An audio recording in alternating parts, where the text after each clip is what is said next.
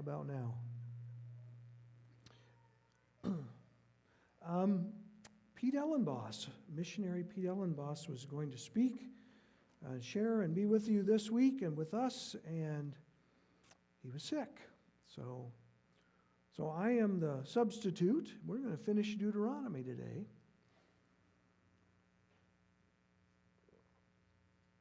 I'm coming off an interesting day. I'm from Ohio. Any football fans in here? A cousin texted me and said, well, you know, you got the refs and the weather and the snow and the crowd, and maybe it had something to do with how well Michigan played the game. I think so. I'm a Michigander now, almost 24 years. I'll take that one either way. That one in the state. You do. Yeah, you do get hurt. So, in more ways than one. Pride and emotions too, huh? So, we're going to be in Deuteronomy 34 today, and we'll talk about Moses. Several thoughts that I'll share dealing with Moses. And the last time I was here was a couple weeks ago, and I talked about, or up here, idols, right? And household gods and that kind of, and I mentioned a few things. We have so many things in this country, and we're so good at building those up to be basically idols. You know, we have shoes that people kill each other for, and I mentioned phones that in other countries where sometimes are going, or a laptop well over $100,000. We build those kind of icons in America, but I am not much of a things person. I would be much more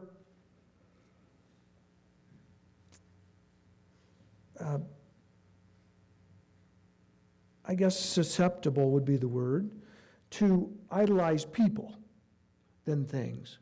That's just me. And Moses is one of those.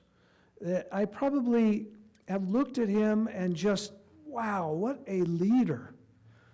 I mean, show me a world leader that can take, 1 million people maybe through a desert, insane desert setting for 40 years. And I think in the past I've looked at all of this with an incorrect perspective. So I'll talk about that a little bit today. Things, you know, I'm a terrible guy to walk into a car dealership, you know, because that salesman, it's the last red one, and, you know, it's got all these things on it, and, like, I don't care. I don't care. Does it have a brake, a gas pedal, an air conditioner? I'm good. I was okay when we cranked our windows. Remember those days? Yeah, I had nothing wrong with that. The window always went up and down. I was okay with it. So, kids watch the DVD player in there, probably in the truck. Exactly. Yep. But I don't need things too much, and so. But people I can get too caught up in, and I would say that he was one of them. So let's read chapter 34. This is the NIV.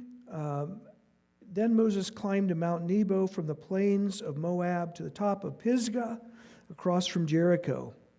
There the Lord showed him the whole land, from Gilead to Dan, all of Naphtali, the territory of Ephraim and Manasseh, the land of Judah, all the land of Judah, as far as the Mediterranean Sea, the Negev, and the whole region from the valley of Jericho, the city of palms, as far as Zoar.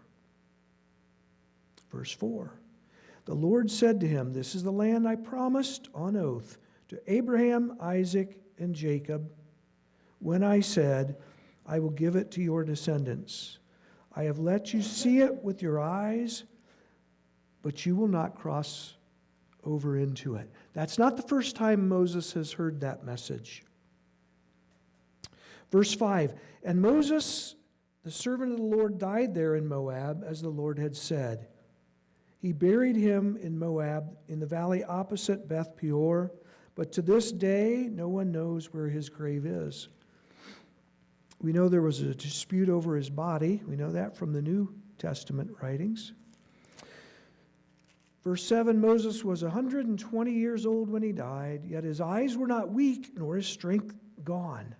The Israelites grieved for Moses in the plains of Moab 30 days, until the time of weeping and mourning was over.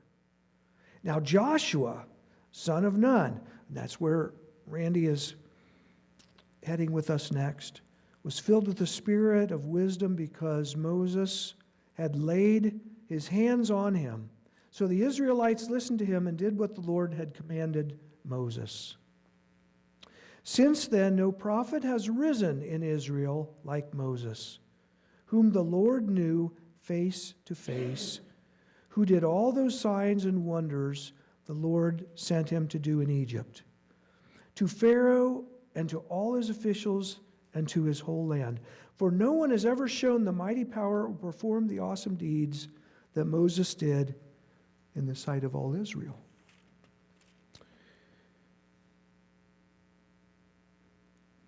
I thought about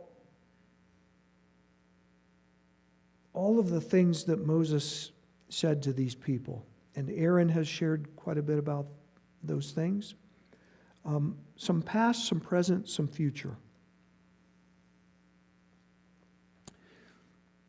And I was standing, I have a little work area at home. It's not very big, about like this. And I just jotted down a note of Father's last words. And when I gave the title of this to Lisa, I flipped two words and said, a father's words last. Because I think that's the difference here.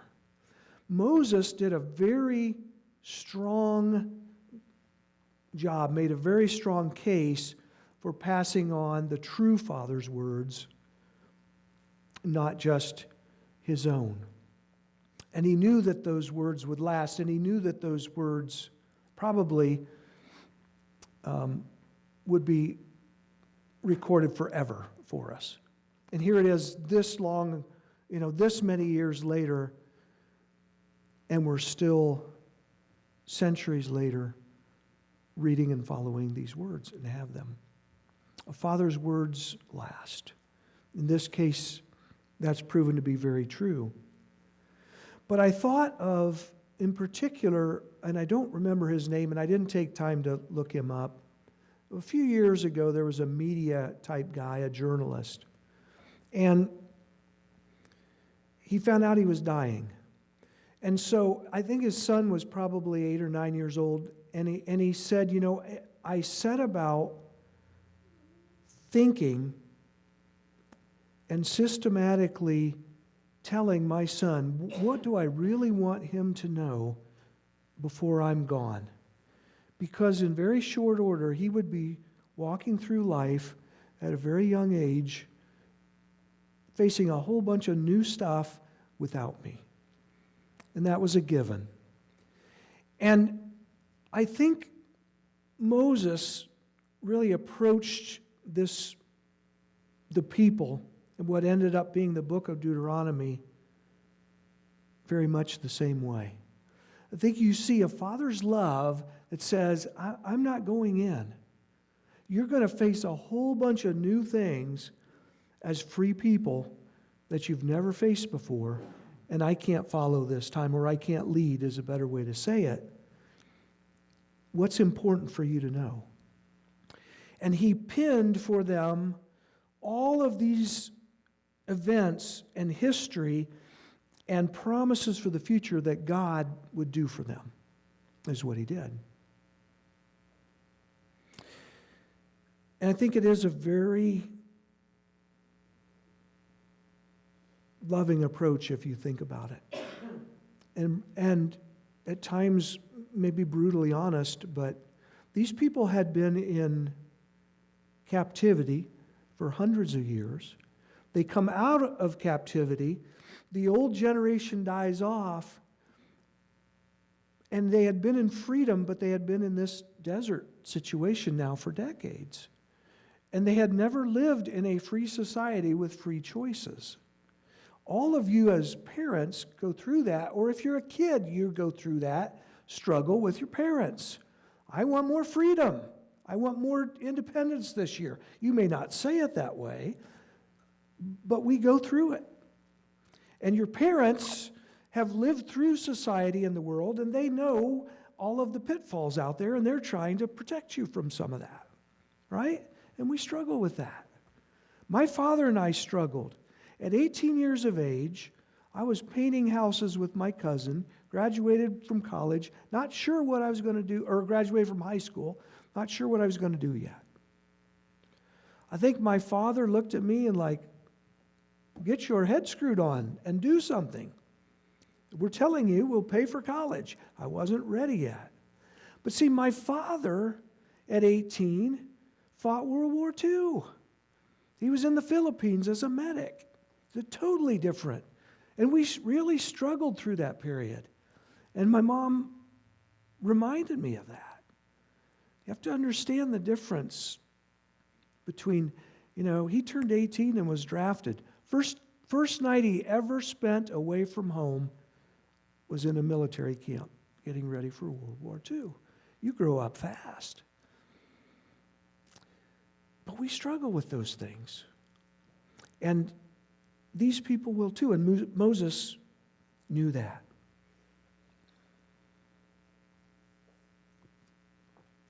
It was mentioned, it was interesting in Sunday school today, how quickly a family line, how quickly a household will drop, if they drop a focus on God, if they drop a remembrance of what God has done for them, it's not just amazing, it's scary how fast that family lineage, how fast that household will just abandon godliness. You read the book of Revelation in the churches at the beginning. It's scary how fast that happened. Well, they came from here with God to here. And Steve and I have had that conversation, as elders for years. When it was just me and him, how do we continually make sure that doesn't happen at Grace Community and in our own homes? And so Moses repeatedly tells them, remember, remember, remember. And remember this, and remember that. And remember that he did this here. And over here, remember that? And he does this repeatedly and cements this into their minds as he goes along. I have to be honest, I have become frustrated with my relatives at times, and people will call me, even my own mom has done this, and said, your cousin so-and-so is dying of cancer. Will you give him a call? He's only maybe has a few days left, and talk to him about Christ. And I get very frustrated with that. I don't want to call this cousin on a phone and have him on the other end say, yeah, I'm okay. Oh, okay. It's easy to do that on a phone call. And then all my family come to me and say, well, is he a believer? Is he going to heaven? I'll tell you this honestly. If we don't build our wells in life in God's promised land, if we don't pitch our tents in God's hope and God's love, we're going to drown in that one day, in our wells, if they're not God's wells. That's just the honest truth.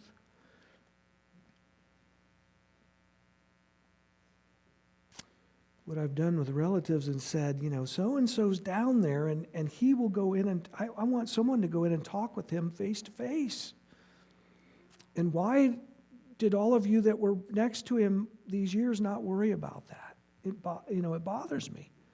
But I've seen that in my own relatives. Folks that made a priority in their home different than God, and how quickly things just fall apart there. We talked today, somebody mentioned, a couple people mentioned in the earlier hour the penalty of sin. The hurt that comes when you make choices outside of God's wisdom.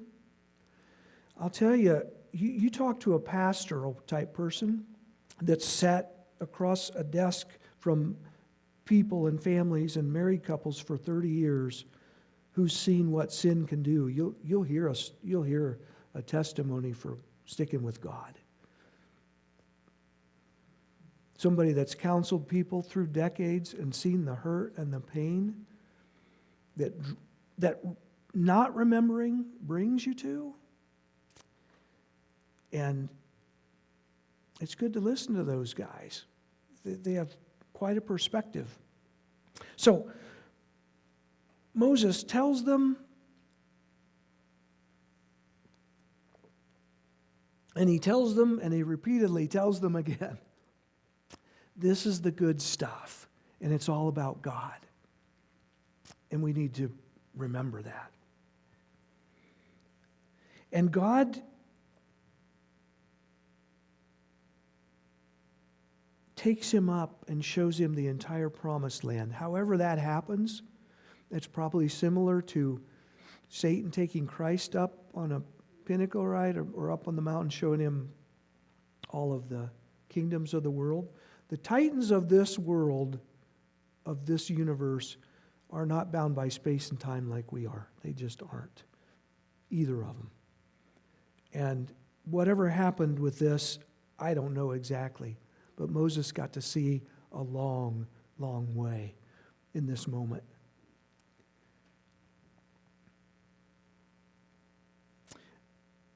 But God tells him, you can't go in. I'm not letting you walk. There's no graduation for you. And that's a very interesting set of circumstances I'm going to walk you through in a moment. And it's going to take us eventually into point 3. But if I'm not going to turn to all these places today. But if you go back to Exodus 4 sometime, God approaches Moses in a burning bush, right? Moses is fearful. Moses says, I don't have the skills. I don't think I'm the right, you've got the right guy. You want me to go in. He had come out of Egypt. You want me to go into Egypt and lead these people out? And this is what God says to him. Several things. One being, I am. I'm the one that's going to do this. I want you to join me. That's really what he's saying. He says, your brother Aaron speaks well. If you can't speak well, I get that. But Aaron will be your spokesperson. He will be your mouthpiece, and it will be as if you are God to him. And both of you are going to take the staff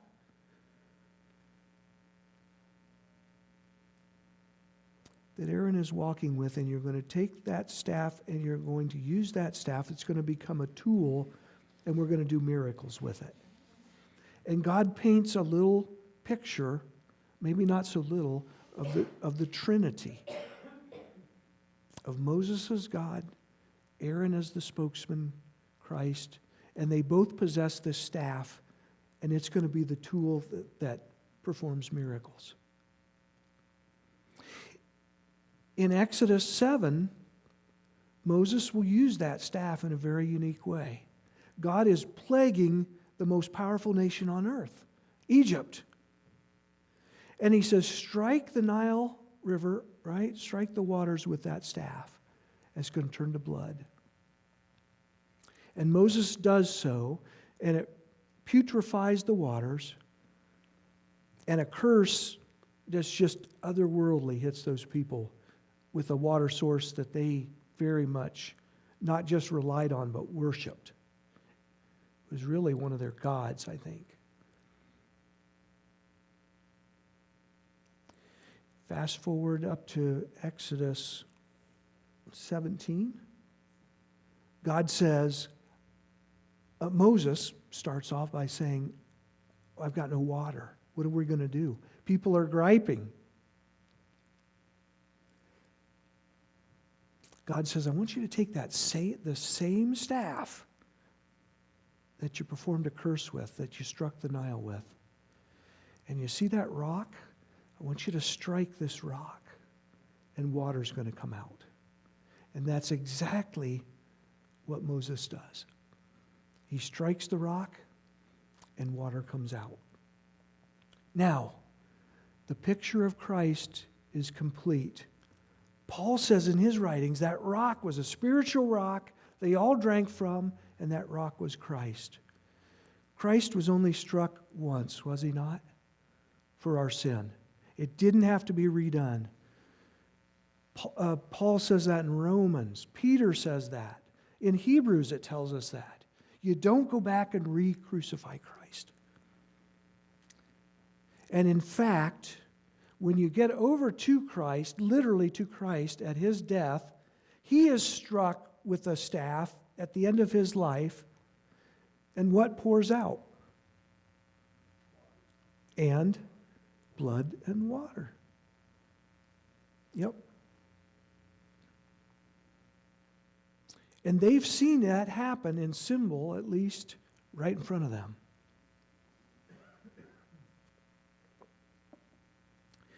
The same guy, Moses, with the same staff, both produced a curse and a blessing, all the same elements there. Water being that element. And they've seen it happen. But now in Numbers 20, when you get over there, God says to Moses, the same situation, and he falls on his face before God again. They're about to stone me, and we need water. And God says, you see that rock? Speak to it. But what did Moses do? He got angry, and he struck the rock twice. And water came out. But he totally messed up the picture that God had painted of Christ. He completely, God said, you did not honor me as holy. And the reason why does he think that he has the right to be angry and to strike that rock? If you go back and read Numbers 20 at some point, you'll see it. He says, must we bring water to you out of this rock? He's the one pleading to God for water, and then it's like he takes authority for the miracle. He didn't honor God as holy, and it was a big deal to God. And God says now, you can't go in. You can't do it. It's not for you. I thought a lot about that. Because here's a guy that I basically used to just idolize. I mean, you know, we shouldn't have posters of Michael Jordan around. We should have posters of Moses. This guy was, wow. He could do anything. What strength.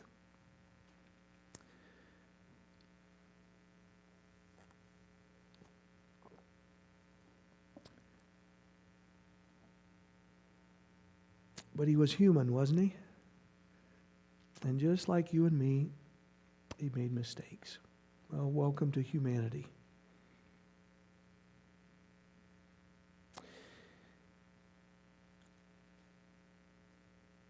I thought back about my life and regrets, things that I'd like to go back and do over, you know.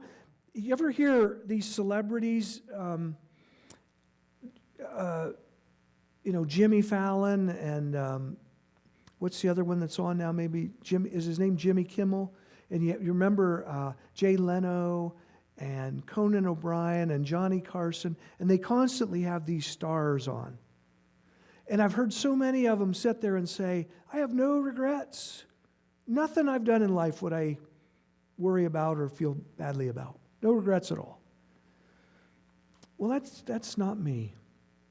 I have regrets, and I've thought about those, and thankfully there's not a whole bunch of them that I would say this to. But in every case, I think what happened, if I said to God, can you send me back in time and let me redo that one? It has something to do with me messing up the picture of Christ for somebody else. Every one of them.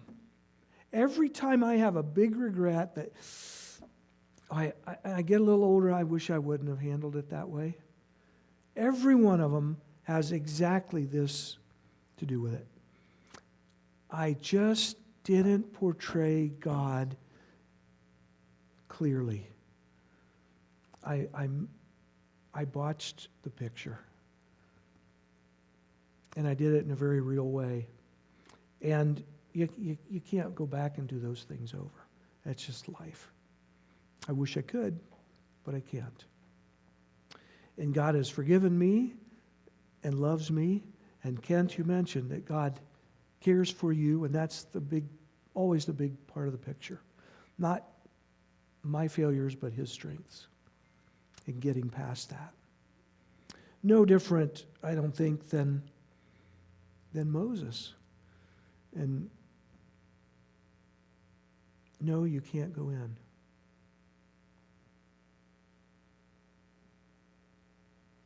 I will give it to your descendants. I will let you see it with your eyes, but you will not cross over into it. And Moses, verse 5, the servant of the Lord died there in Moab, as the Lord had said. He buried him in Moab, in the valley opposite Beth Peor, or Peor, but to this day no one knows where his grave is. Verse 10. Since then, no prophet has risen in Israel like Moses, whom the Lord knew face to face, who did all those signs and wonders the Lord sent him to do in Egypt, to Pharaoh, his officials, the whole land, for no one has ever shown the mighty power or performed the awesome deeds that Moses did in the sight of all Israel. I'll tell you two things here. I understand the Spirit indwelling us now and how powerful that is. How much better when God says in Hebrews that the new covenant, the new agreement is superior to the old.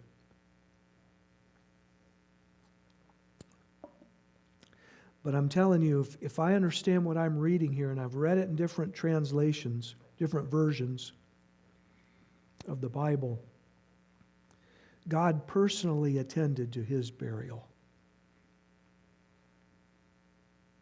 to his funeral, if you will. That is a big deal to me. That is unique, I think, in all of history. And it shows me how God felt about Moses. It tells me a lot. And the thing that I used to miss, I think, in thinking about Moses was no prophet has risen, yes, whom the Lord knew face to face. I've got so much freedom right now to just ignore God. Moses couldn't. I'm telling you. He couldn't sometimes go hours without realizing how much he needed God to survive. In some ways, it was a great position to be in. I'm telling you, when we go out, when we went out, Denise and myself as missionaries, and you're not sure if you're going to have money, you're not sure about all kinds of things in ministry. You just find yourself going to God constantly, if nothing more for just confidence. You know, not even give me this, give me that, but we don't know what to do next. Moses was in that position, and that's what I think I've missed in looking back at him. This was not about Moses, this was about God. This is no different than the very beginning when God approached him God said, I am. That's going to be the key here. It's going to be me, not you. And I'm going to close with these thoughts.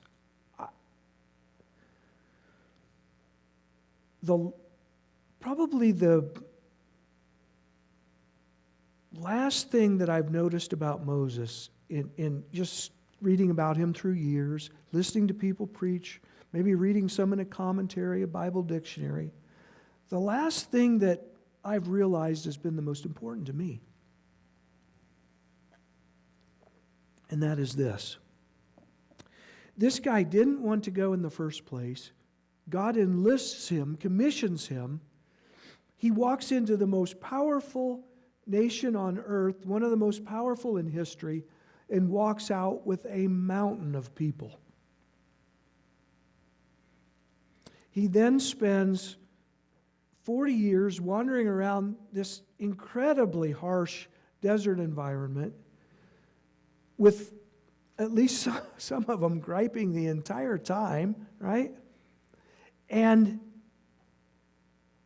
now has prepared them to go into the promised land. Do you see anywhere in Scripture where Moses contests or appeals this decision by God? I don't see it. Of anybody who to me kind of has the right to say, look, can't I just enter? Can't I just fall on the other side of the river? You can strike me dead when I cross, but let my blood spill in the land of promise. You let an enemy kill me there, but let me take him in. I would think a man like him now, you talk about a seasoned, 120 years old, and his eyes were not weak nor his strength gone.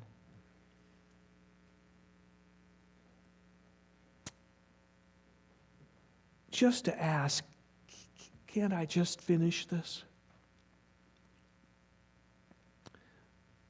But whatever they knew about each other, he knew he needed to just stay put, exactly where God told him to be. And I feel that is absolutely my greatest respect for him, is what's really not in the Bible. That he didn't protest. That he didn't ask anything outside of God's parameters. That he just took the hand that was dealt him, and for whatever he understood about what he had done, it must have been enough. Because he realized he knows best, and I'm not going in. I see no grievance on his part for it. And again, it tells me a lot about me.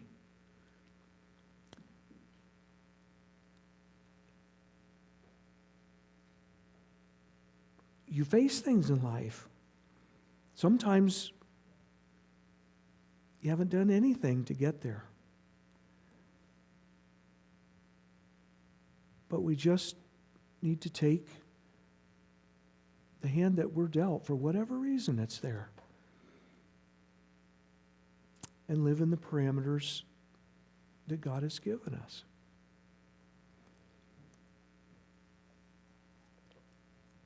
I'll tell you this. In 2018, I've not seen him. I don't want to see him. But I think we were between maybe 12 and 13,000 pages of medical billing for my wife. You wonder where she's at. A lot of you ask about her. It's called an atypical multiple sclerosis is what they call it. She's had 4 neurologists all along, and it took them a couple years to figure out what to do.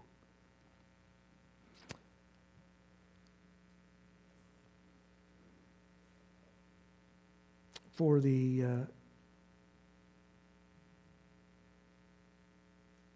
record, there were many days I stood before God and said, I don't know how we're going to survive this day. I don't know how we're going to get through this. But you do. I just don't know. And I've never been tempted to ask, why us? Just never been. Some of you have probably gone through worse things. But I think I've learned some good lessons from Moses. Even in his humanity, even in his failures. And I hope in just sharing these thoughts with you today, you walk away with something that's useful to you. I think there's a lot in there. God spoke to me this morning, and just to tell me that I'm doing okay. Yeah, good. That's why I like that. Right. And it continually amazes me how much is in there for so long ago in such a different world today and how well it fits. Fits my life perfectly. It did in 2018, I'll tell you that. And since, and I'm very grateful that he recorded this and everything with it. And with that, I'm going to close. Let's stand and pray, and we'll sing a song as we separate. Father, there is such wisdom in your mouth that is poured out to us and from your mouth. A great, great lot to be thankful for, but mostly for you. And you're too big to be idolized. You're too big to be statued or pictured. It's just you're immense, and we get it. May we be people that reflect you in proper ways to others and in our own lives, in our personal space and time, in our own minds and hearts. Continually teach us the good that you are. In Christ's name we pray, amen.